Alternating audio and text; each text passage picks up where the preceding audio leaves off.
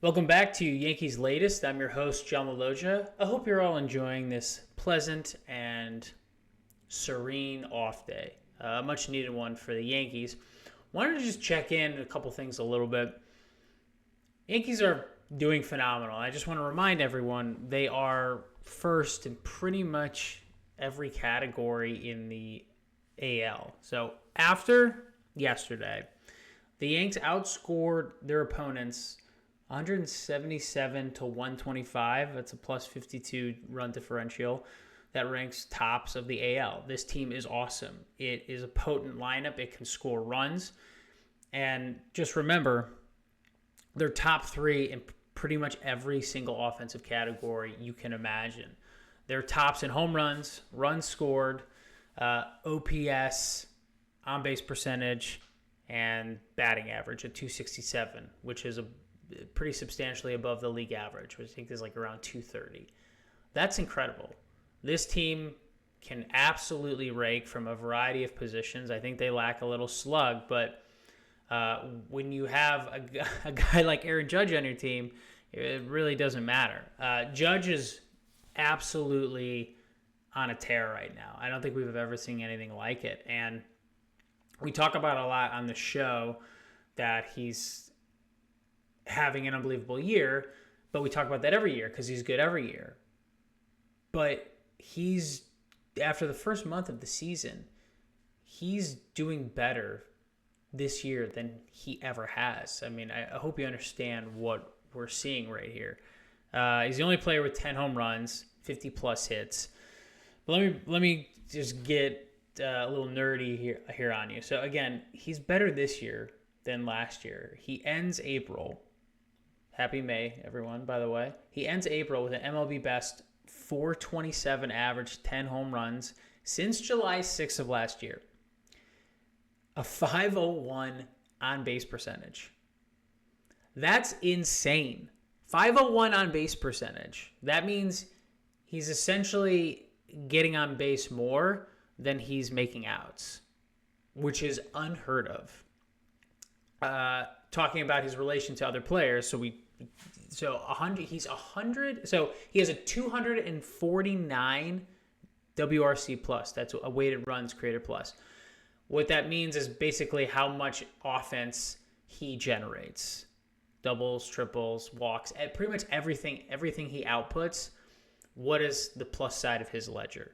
And it's 249 WRC plus. Now, for reference, the average WRC plus for an average Major League Baseball player, and what's good, or average, is 100.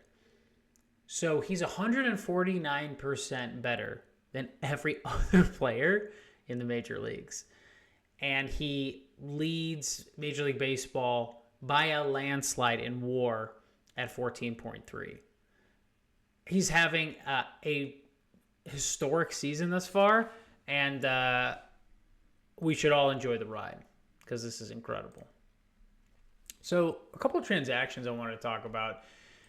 We know Stanton's pretty close, and God knows we can't push him or he will disintegrate before our very eyes. But he's a guy we definitely need, and he can absolutely mash, and we know how good he was later in the season, specifically in the playoffs. So no rush on him coming back. I want to have him take all the time he needs because this offense is totally fine without him. I do think they will definitely need him later in the season and certainly playoff time because there are some holes in this lineup, and you can pitch around Judge to avoid slug, and I think they'll certainly do that. But with Stanton, it will counter that. So today, Yankees claim outfielder Brian De La Cruz off of waivers from the Braves and optioned him to AAA Scranton, and then transferred Stanton to the 60-day IL on Thursday. Just for reference, we're familiar a little bit with De La Cruz, but just to refresh your memories, 28 years old, batted 191 with 1 run scored, 1 double, 3 walks, and a stolen base in 16 games for the Braves this season.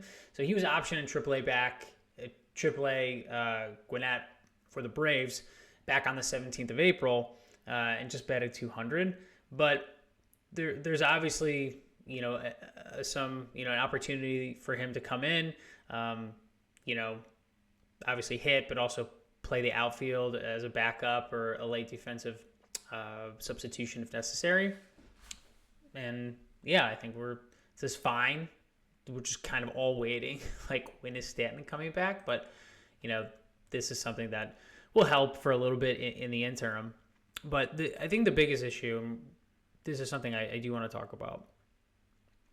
There we go. This lineup is awesome, as I just stated, and we went over. They need more contributions. You're going to need, like Volpe, big RBI contributor, Gold Glove. You're going to need more out of him. You are. He's good defensively. You're going to need him to hit more, and you're certainly going to need him to get on base more. Bellinger, I'm actually not worried about him.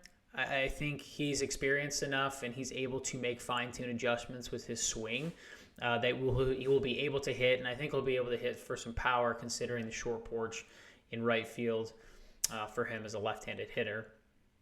Wells, I think, give it a couple months, I think he'll be fine. But, I want to pivot a little bit to the front office. So I want to give them credit where credit is due, and then I want to talk about a need that Cashman probably needs to make it, certainly by the trade deadline. Thank God for Max Fried with Cole going down. I don't know where this team would be without Max Fried and Aaron Judge. It's like 60% of the success of this team are two players. But they've been so integral in this team's success. And my God, just imagine if the Yankees did not get Fried and Cole goes down. Then you're really screwed. And then Rodon is really feeling the pressure, being like, I have to be the guy. Rodon doesn't want to be the guy. He'll say he wants to be the guy, but he doesn't. He wants someone else to be the guy and then him to be the number 2 or 3. I don't think he really likes that pressure, and I think this is why he's been pitching well recently, and I just think that's a good spot for him. Number 2, 3 starter. I think that's where he needs to be. But as far as contributions, Cashman needs to make a contribution to this team. This bench is weak. It's not a strong bench. There's a variety of holes there, but the number one thing is the glaring lack of depth against lefties in later in games. Like, you need a right-handed hitter coming off the bench. Now, Goldschmidt could be that if Ben Rice is a starting first baseman every day, but Goldschmidt isn't playing well. He's good. He's solid first baseman. So, but I think in late in games, you're going to have a prominent right-handed hitter that can hit lefties and ideally can hit for a little bit of power. And I think that's something that Cashman has to address before the trade deadline. Well, that's your Yankees latest. I'm your host, John Laloggia. Join me next week as we recap some of the games over the weekend. Y'all have a great day. Take it easy.